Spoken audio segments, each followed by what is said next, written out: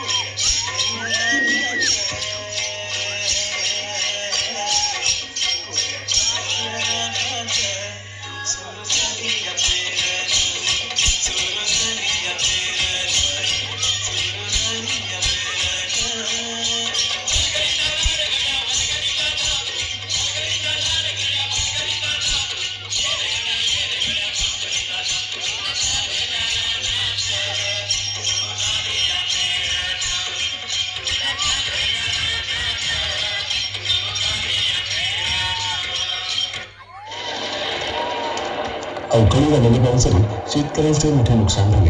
हातातोंडाशी आलेला घास हिरावल्याने शेतकरी आत्महत्येच्या दिशेने निघाले. कष्टाने पिकवलेले शेत आडवत आल्यावर पाहून बळीराजा हताश झाला.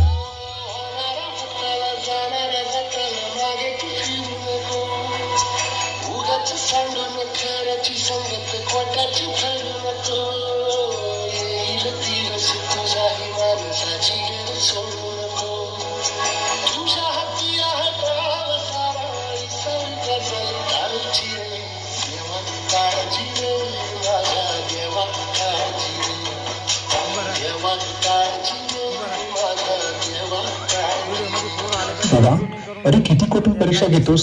यांना समजायला बळ दे, शक्ती दे.